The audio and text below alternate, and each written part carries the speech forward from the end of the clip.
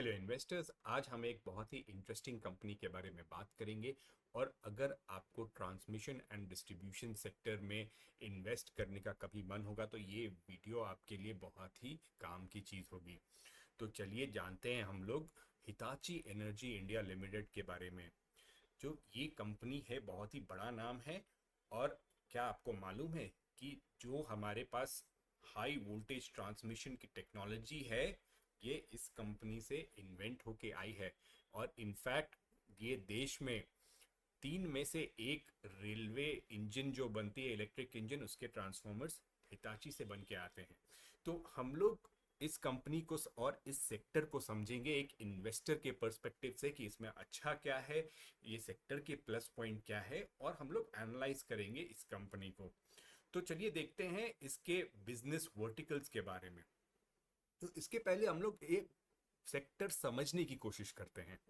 तो transmission and distribution का मतलब क्या होता है? एनर्जी प्लांट में जनरेट होती है।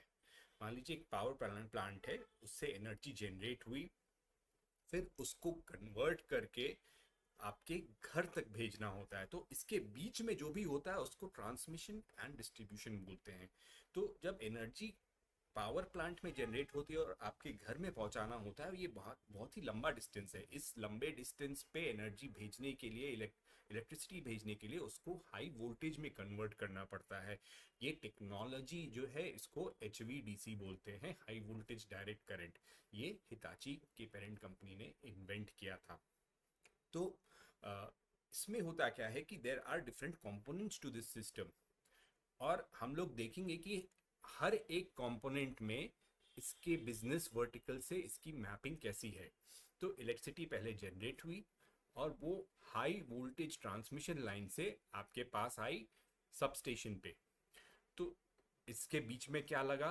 आपको हाई वोल्टेज पावर टेक लगेगी। आपको सबस्टेशन तक पहुंचाने के लिए एक ऑटोमेशन लगेगा, कंट्रोल लगेगा। तो आप देखेंगे कि इसकी जो ग्रिड इंटीग्रेशन वर्टिकल है, उसका काम यही है। अब इलेक्ट्रिसिटी तो बहुत तरीके से बन के आ सकती है। It can be through thermal power plants, it can be through renewables, that is it can be from solar, और it can be from wind. तो उसको स्टेबल करने के लिए इनकी एक और टेक्नोलॉजी है जिसको नाम है स्टैटकॉम।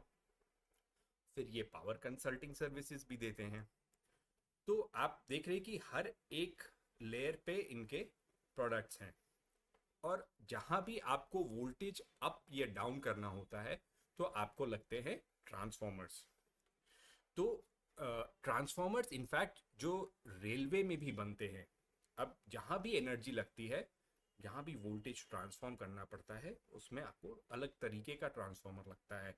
तो जैसे Hitachi is a major supplier for railways, और उसके मेट्रो के लिए भी काफ़ी सोल्यूशंस बनते हैं। तो I think 80% of the metros in India use Hitachi solution. तो आप देख सकते हैं कि इसके हर एक वर्टिकल में इस सेक्टर को एड्रेस करने के लिए कोई ना कोई प्रोडक्ट है, क्योंकि ये कंसल्टिंग भी करते हैं। और ये इनकी सारी जो प्रोडक्ट्स है उसकी एक सर्विसेज वर्टिकल भी बना करके उस पर डिजिटल सॉल्यूशंस और बंडल्ड सॉल्यूशन देते हैं। तो पूरा end to end value chain पे ये प्रेजेंट है। और अगर रिवेन्यू पर्सपेक्टिव से देखें कि किस सेक्टर से इनका रिवेन्यू आ रहा है, तो लास्ट फाइनेंशियल ईयर में 58% of the revenue came from utilities and renewable sector. फिर बाकी इंडस्ट्री से आया, क्योंकि जहाँ इंडस्ट्री में पावर लग रहा है उसके अलग अलग तरह के ट्रांसफॉर्मर्स और वोल्टेज सोल्यूशंस लगेंगे। फिर ट्रांसपोर्ट एंड इंफ्रास्ट्रक्चर जो इंजन में लग गया, और जो मेट्रोज में सोल्यूशन आ गए। तो उस तरह की चीज़ें। तो चलिए देखते हैं कि इस कंपनी की मैन्युफैक्चरिंग फैसिलिटीज़ कहाँ कहाँ हैं, क्या प्लान्स हैं, अगली स्लाइड में। चलिए जियोग्राफिकल फुटप्रिंट के बारे में बात करते हैं। तो जैसा कि हम देख सकते हैं यहाँ पे इसकी जो मेन मैन्युफैक्चरिंग फैसिलिटीज़ है वो अक्रॉस 3 स्टेट्स है। मेजर गुजरात में है, जो 4 लोकेशंस हैं यहाँ पे हमारे पास। तो यहाँ पे मेनली ट्रांसफॉर्मर्स और उसके सामान बनते हैं। फिर कर्नाटका में बेंगलुरु और मैसूरू में इनकी फैसिलिटीज़ हैं। और फिर यहाँ पे चेन्नई में है जहाँ पे मोस्टली एक्सपोर्ट के लिए सामान बनता है पावर क्वालिटी का और ग्रिड ऑटोमेशन का। तो ये इनकी प्रोडक्शन कैपेबिलिटीज हैं, तो इनको ये क्या कर रहे हैं, तो लेट अस अंडरस्टैंड कि इनका एक्सपेंशन प्लान्स क्या है। तो वडोदरा में ये एक इंटीग्रेटेड ट्रांसफॉर्मर ब्रशिंग्स फैक्ट्री लगा रहे हैं, और ये इतना बड़ा एडिशन है कि इससे पूरी देश की जो प्रोडक्शन कैपेसिटी है ब्रशिंग्स की वो 4 टाइम्स हो रही है। सिमिलरली ये मैसूर में अपनी कैपेसिटी बढ़ा रहे हैं। और अगर हम कैपेक्स की टर्म्स में ये सोचने की कोशिश करें तो पिछले 3 साल में इन्होंने 250 करोड़ लगाए थे मैन्युफैक्चरिंग बेस बढ़ाने के लिए। पर जो इनका प्लान है, जो पेरेंट कंपनी की पुश से जो प्लान बना है, वो ये बना है कि 2030 तक ये 2000 करोड़ का इन्वेस्टमेंट अपना कैपेबिलिटी कैपेसिटी एक्सपेंशन के लिए लगाएंगे। तो उसके लिए इन लोगों ने एक QIP भी कर दिया है, जिसके थ्रू ये लोगों ने this people have already raised 2500 crore. और as far as exports are concerned, they form 25% of Hitachi's revenues. So let us keep this in mind when we analyze this company एक लेवल डीपर। ठीक है, तो चलिए हम लोग देखते हैं एक कंपनी को समझने के लिए अलग अलग क्या पर्सपेक्टिव होते हैं। कि पहले आप समझोगे कि वो कंपनी चला कौन रहा है, कि उसके उसके प्रमोटर्स कैसे हैं, उनका क्या विजन है, कैसा मैनेजमेंट है। फिर जिस स्पेस में कंपनी काम कर रही है उस स्पेस का क्या हो रहा है। फिर आप समझोगे कंपनी में कैसे ग्रोथ हो रही है, उसके सामने चैलेंजेस क्या है, मोड्स क्या हैं उसके। तो इन टर्म्स ऑफ प्रमोटर्स जो हमारी कंपनी है, तो this use to be ABB, जिसका पावर ग्रिड्स का बिजनेस था, जो जॉइंट वेंचर के साथ हिटाची में था, जो कि ABB ने अपना शेयर हिताची को सेल कर दिया। तो this eventually became Hitachi energy India limited. और ये फॉरेन प्रमोटर ग्रुप है जो 71% शेयर ओन करता है। और जैसा कि ये इंटरनेशनल एक्सपीरियंस है इसके पास, and this is very professionally manage, तो आप इससे ये पता लगा सकते हो कि भाई ये कंपनी बहुत ही स्टेबल मैनेजमेंट के साथ, एक बहुत ही एक्सपीरियंस और एक्सपर्टाइज वाले मैनेजमेंट के साथ चलती है। और let us talk about the sectoral टेलमेंट्स, कि ये जिस सेक्टर में है, जैसे ट्रांसमिशन सेक्टर में क्या चीज़ पावर कर रही है इसको। तो इसमें मेन चीज़ें कुछ ऐसी होती है कि गवर्नमेंट इनिशिएटिव्स होते हैं कि ये सेक्टर को बढ़ाने के लिए गवर्नमेंट का क्या प्लान है, क्योंकि ये जो पर्टिकुलर सेक्टर है मोस्टली गवर्नमेंट स्पेंडिंग से ही बढ़ता है। तो जैसे पावर सेक्टर है, इसमें बहुत ही बड़ा स्पेंडिंग प्लान है गवर्नमेंट का। तो जो रिन्यूएबल जनरेशन है उसमें बहुत पैसे लग रहे हैं। जो पावर सेक्टर ओवरऑल है 22.3 लाख करोड़ लगने के हैं। ट्रांसमिशन लाइंस बहुत बनने की हैं। तो ये एक अपने NEP 24 के अंदर ये ऐसा प्लान में है। और इनफैक्ट जो हिताची का कोर काम है HVDC का, वो भी बहुत बढ़ने का है। और जहाँ जहाँ भी रिन्यूएबल सेटअप होगा उसको ग्रिड से कनेक्ट करना पड़ेगा, वो ग्रिड को स्टेबिलिटी चाहिए होगी, तो ये कौन बनाएगा? हिताची बनाती है ये। ठीक है, उसके ऊपर से और क्या टेलविंड्स आ रही हैं हमारे पास? डेटा सेंटर मार्केट बहुत बढ़ रहा है। तो why is this important? Because data center बहुत पावर कंज्यूम करता है। तो they also need lot of power solutions. उनको उनको ट्रांसफॉर्मर चाहिए होते हैं, उनके लिए स्पेशल ड्राई ट्रांसफॉर्मर बनते हैं। तो overall power consumption across India is increasing. तो ये जहाँ भी पावर लगेगा वहाँ पे हिताची का काम आएगा। तो मतलब बहुत ही स्कोप दिख रहा है अगर हम इस पर्सपेक्टिव से देखें तो चलिए ग्रोथ पोटेंशियल के बारे में देखते हैं। तो अगर ग्रोथ पोटेंशियल के बारे में देखते हैं तो इस कंपनी के पास बहुत ही एक्सीलेंट ऑर्डर बुक है और बहुत ही एक्सीलेंट ऑर्डर बैकलॉग है। लास्ट क्वार्टर पे जो इसकी ऑर्डर बैकलॉग थी that was the highest ever, 18 almost 19,000 crore की थी। और QIP से पैसा तो अब मिल ही गया है। और इनका जो फोकस है कि ऑर्डर बुक जो इनकी दिख रही, जो 18-19 हज़ार करोड़ है, अपार्ट फ्रॉम एक HVDC का लार्ज प्रोजेक्ट है 2-3 साल में आएंगे। तो आपको एक साइज जानने को मिल रहा है कि भाई ठीक है भाई 11,000 करोड़ मेरे को 2-3 साल में फिक्स इसके दिख गए। And on top of that they are trying to increase their digital services from current level से डबल करना चाहते हैं वो 2030 तक। ठीक है, तो उसके बाद जब आप पैसे कमा रहे हो तो उसको एफिशिएंटली कमाने की बात करोगे तो that is where EBITDA margins come in. तो जो कंपनी का मैनेजमेंट कमेंट्री है उनकी ये टारगेट है कि जितना हमारा एबिटा मार्जिन होगा वो 2 डिजिट्स डबल डिजिट्स में रहे, कि दैट मीन्स 10% के अबव जाए, हम लोग उसको उस तरीके से सस्टेन करें।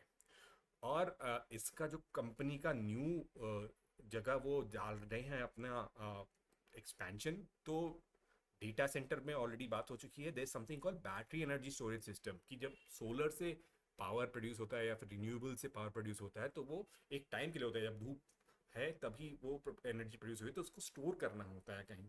तो वो पूरा ग्रिड कैसे मैनेज होगा, उसकी एफिशिएंसी कैसे, स्टेबिलिटी कैसे होगी, तो Hitachi has a lot of things that it can do there. तो let's now come to the challenges, कि भाई इतना ये तो बहुत ही अच्छा दिख रहा है, तो इसमें चैलेंज क्या है। तो इसमें चैलेंज ये है कि भाई ये सिंपल नहीं है, काफ़ी कॉम्पिटिटिव है, बाकी भी प्लेयर्स हैं इसमें, तो इससे एक मार्जिन प्रेशर आता है। और फिर आप अगर बड़े प्रोजेक्ट्स ले रहे हो, जैसे इसने एचवीडीसी का प्रोजेक्ट लिया है जो 4 साल में एग्जीक्यूट होगा, और उसमें जो इनको पैसे मिलते हैं वो फेज वाइज मिलते हैं, तो there are delays in revenue recognition, वो कांस्टेंट नहीं होता है। और उसके ऊपर से आप अगर इतना बड़ा प्रोजेक्ट कर रहे होते हो तो उसमें एक प्रोजेक्ट एग्जीक्यूशन रिस्क भी आ जाती है, कि you never know that there might be some unforeseen circumstances. And उसके ऊपर से ग्लोबल जो जियोपॉलिटिकल रिस्क है वो तो है ही, सप्लाई चेन का डिस्ट्रप्शन हो गया, कॉस्ट इनपुट कॉस्ट बढ़ गया, तो वो कंपनी को अफेक्ट करेगा। पर हमारी कंपनी के पास ऐसा स्पेशल क्या है कि वो इसको काउंटर कर पा रही है। तो if we talk about that, कि एचवीडीसी में तो इसकी मार्केट लीडरशिप है, ये टेक्नोलॉजी ही इसकी इन्वेंट की हुई है, और इंडिया में 50% जो एचवीडीसी लिंक्स है वो यही चला रही है। तो इसके पास एक्सपर्टाइज है और इसके पास एंड टू एंड सोल्यूशंस है, तो इसको उस पर्सपेक्टिव से ये बहुत टॉप पे आता है। ठीक है, तो इसके जो मैन्युफैक्चरिंग कैपेबिलिटीज़ है ये भी ये सारे लोकलाइज करके रखे हुए हैं, इनोवेशन पे फोकस है मैनेजमेंट का। और in terms of railways as well, ये मेट्रो और रेल प्रोजेक्ट्स में काफ़ी बड़ा काम है इनका। तो चलिए हम लोग आगे देखते हैं कि, और साथ में ये रिन्यूएबल्स का भी काम में हाथ डाल ही रहे हैं, उसमें भी काफ़ी लार्ज इनकी 60 गीगावाट इंस्टॉल्ड कैपेसिटीज है। तो इसको इनके फाइनेंशियल्स से लिंक करके देखते हैं कि ये तो बहुत ही अच्छी पिक्चर बन रही है, तो इसके चलिए फाइनेंशियल्स देखते हैं अब। चलो let's have a quick look at the financials. अगर हम उसके रेवेन्यू ट्रेंड को देखते हैं तो हमें लॉन्ग टर्म में ये एक इंक्रीजिंग ट्रेंड यहाँ पे दिखाई दे रहा है। ये हम देख सकते हैं कि मार्च 23 में एक ड्रॉप आया था ऑपरेटिंग मार्जिन्स में, जो पहले 7 to 10% के बीच में हुआ करते थे, बट उसके बाद से थोड़ी रिकवरी हुई है। और FY24 के बाद जो क्वार्टरली रिजल्ट्स आए हैं उसमें ये साफ रिकवरी दिखती है हमें, कि रेवेन्यू उसके बाद से बढ़ रहा है, ऑपरेटिंग मार्जिन्स भी उसके बाद से बढ़ रहे हैं, in fact net net profit margin भी उसके बाद से बढ़ रहे हैं। तो एज एन इन्वेस्टर हम, this is a positive for me. And अगर हम एफिशिएंसी की बात करें कि कंपनी कितनी एफिशिएंटली ऑपरेट कर रही है, तो हम देखेंगे कि उसका cash to cash cycle is 40 days, which is very good for this sector. मतलब जो कंपनी के ऑपरेशंस हैं वो बहुत ही अच्छी तरीके से मैनेज हो रहे हैं। और अगर हम ये देखें कि जो नेट फिक्स एसेट टर्नओवर है वो 7.8 है, मतलब 1 रुपए के एसेट से 7.8 रुपीज़ कमा रहे हैं। तो I would expect as an investor कि अगर वो 1,000 करोड़ के एसेट ऐड करते हैं तो 7,800 crore in revenue should be added. So this is the level of expectation that market would have from this company. And if we talk about profitability, तो company के पास अगर उसके कैपिटल में 100 रुपए हैं तो उस पर वो 17 रुपए कमा रही है।